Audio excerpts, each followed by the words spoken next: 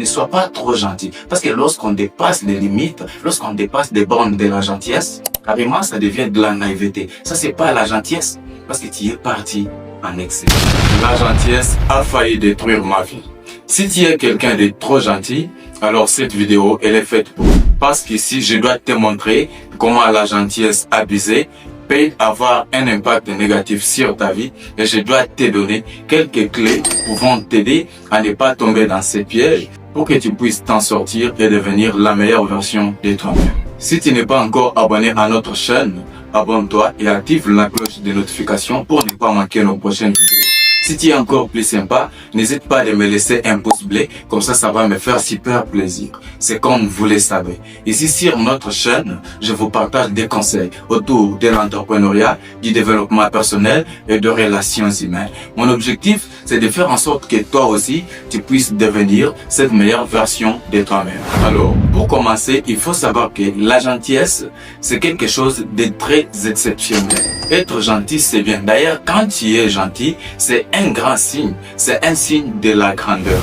Mais la gentillesse abusée, ça, c'est pas vraiment une bonne chose. Parce que si tu ne tires pas attention avec ça, toi-même, tu seras victime de ta propre gentillesse. Vous devez savoir que dans chaque chose, l'excès nuit toujours. Et donc, si tu es gentil, c'est bien, c'est déjà bien. C'est tout. Mais si tu cherches à être trop gentil ou si tu es quelqu'un de trop gentil, là, ça devient une manière d'en abuser. Et lorsque tu pars déjà à l'excès, c'est déjà un problème. C'est pourquoi tu dois faire très attention. Tu dois être gentil, mais tu dois plus être naïf. Parce que si tu dépasses les bords, si tu dépasses les limites en termes de gentillesse, carrément, on va traiter ça de la naïveté. Parce que les gens vont profiter de toi et vont commencer à abuser de toi. Pourquoi? Parce qu'ils savent que non, toi, tu es quelqu'un de trop gentil. Et là, ils vont commencer à faire tout et tout. Ils vont commencer à faire, voilà, par force, de sorte qu'ils puissent toujours abuser de toi, ce qui n'est pas intéressant. Et donc, tu dois faire très attention. Si tu es quelqu'un de trop gentil, travaille sur toi, fais en sorte que tu sois gentil, mais que tu sois pas naïf. Alors, comment découvrir que tu es quelqu'un de trop gentil? Une personne qui est trop gentille, c'est une personne qui a du mal à dire non. C'est ça le premier signe. C'est quelqu'un qui a du mal à dire non. Donc, on vient, on te propose un truc, on te fait une demande, tu dis oui. On vient, on te demande, est-ce que tu peux m'aider là avec $100? Tu dis toujours oui. Est-ce que tu peux m'accompagner telle part? Tu dis oui. Est-ce que tu acceptes tout?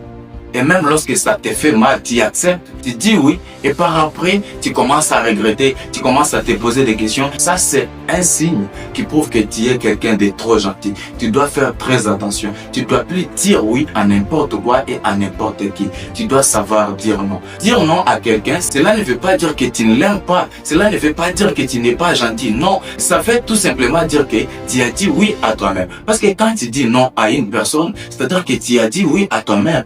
Et la première personne à laquelle tu dois être loyal, que tu dois d'abord respecter, c'est toi-même. Et donc, tu dois d'abord commencer par te dire oui toi-même et par après, tu chercheras à dire oui à une autre personne. Mais si tu trouves que dire oui à toi-même veut tout simplement dire que tu dois dire non à une autre personne, alors fais-le. Parce que c'est important pour toi. Tu dois plus te détruire toi-même. Tu dois plus te détruire toi, tout justement pour relever les autres. Tu dois plus te faire souffrir toi pour chercher à aider les autres. Parce que quand tu aides comme ça, c'est pas de l'aide. Parce que si c'était l'aide sincère, tu n'allais pas regretter ça. Mais quand tu aides, par après ça te fait mal. Tu commences à te poser des questions. Non. Ça, tu n'as pas aidé. Même Dieu ne doit plus te bénir pour ça. Parce que tu t'es fait souffrir toi-même.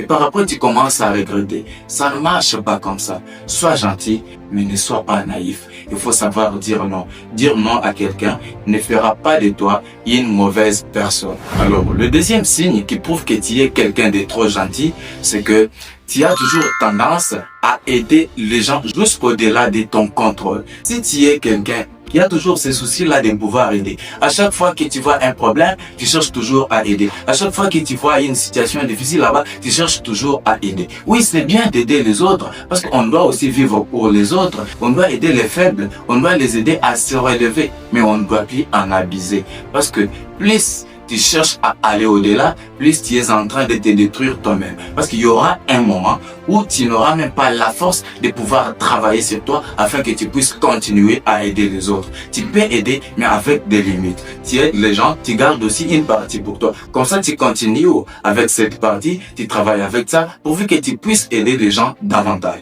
Mais si tu termines tout ton trésor, tu termines tout ce que tu as, tu termines toute ta force pour aider les gens, mais dis-moi, tu resteras avec quoi? C'est pas normal, n'est-ce pas?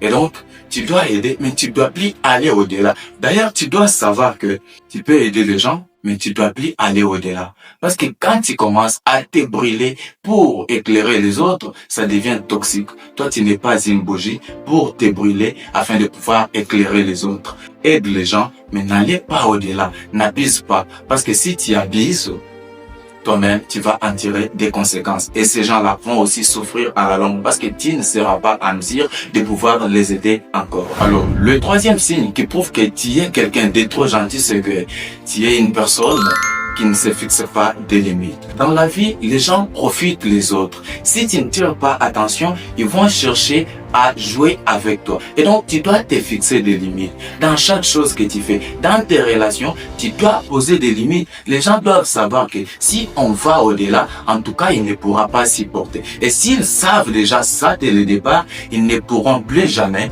t'importuner. Ils ne pourront plus jamais aller au-delà. Mais si toi, tu es quelqu'un de trop gentil, tu sais qu'on a déjà franchi tes limites, on a déjà dépassé les bornes, tu cherches toujours à récupérer ces mêmes personnes. Non, ça ne marche pas comme ça. On ne pourra plus te respecter.